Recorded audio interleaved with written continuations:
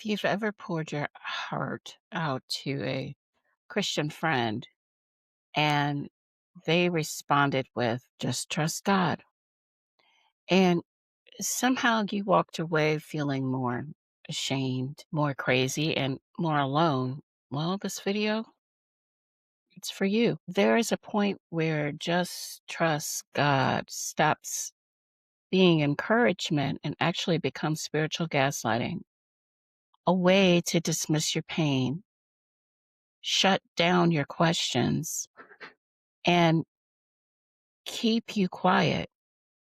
As a counselor who works with Christians every single week, I want to talk about the moment where that phrase crosses the line and what healthy biblical trust can look like instead.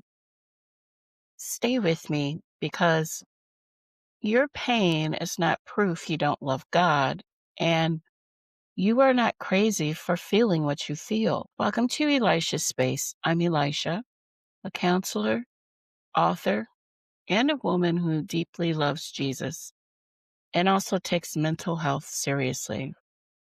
On this channel, we talk about the hard stuff, trauma, anxiety, depression, and yes, the darker side of church culture that often gets swept under the rug. This video isn't about attacking the church or shaming people who say just trust God. Many of them are just repeating what they were taught. This is about helping you recognize when spiritual language is being used to silence you and about giving you language to protect your heart as well as your faith. Spiritual gaslighting happens when Bible verses, faith phrases, or Christianese are used to make you doubt your own reality, feelings, or experiences. It sounds like you're overreacting. Just trust God. If you really trusted God, you wouldn't be this anxious. You're just being negative. Just have more faith. God's in control, so stop talking about it. Notice the pattern? Instead of engaging your pain, these phrases erase it.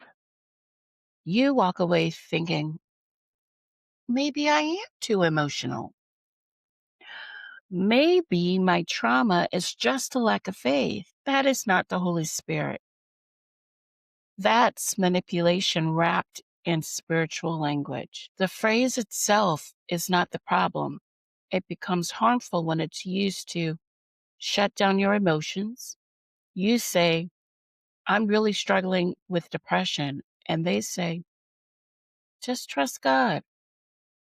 Translation, your feelings make me uncomfortable. Please stop. Avoid responsibility you bring up in a spiritual pattern of abuse or harm. And then you get this response. Let's not focus on the negative. Just trust God. Translation, we don't want to deal with this. Rush your healing. You're still grieving months or years later. And the response is, at some point, you just have to trust God and move on.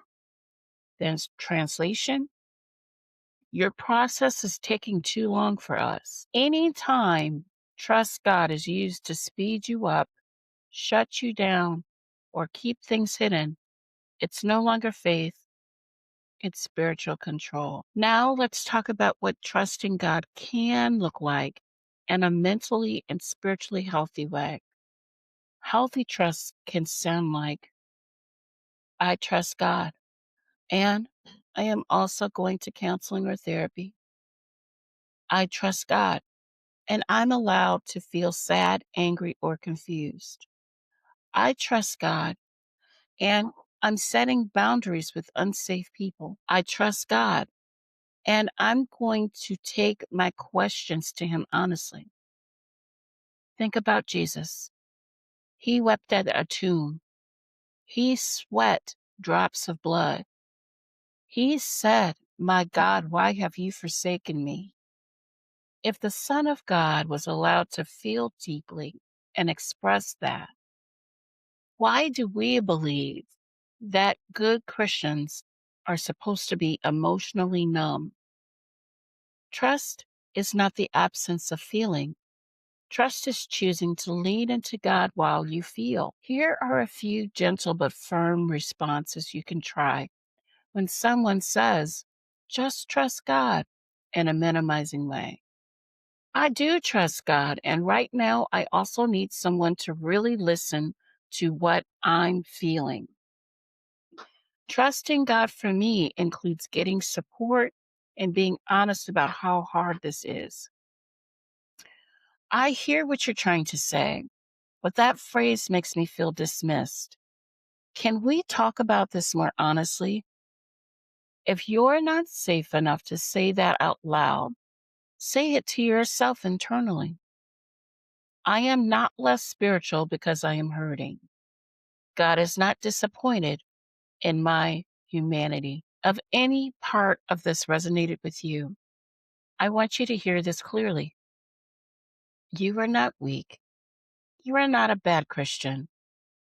You are a human being made in God's image with a nervous system, emotions, and a story that matters. I'd love to hear from you in the comments. Has just trust God ever been used to silence your pain? What did that do to your faith? If you want more conversations like this, where we untangle spiritual abuse and move towards healthy, grounded faith, go ahead and subscribe and turn on notifications. You deserve a faith that doesn't gaslight you, a faith that can handle your whole story.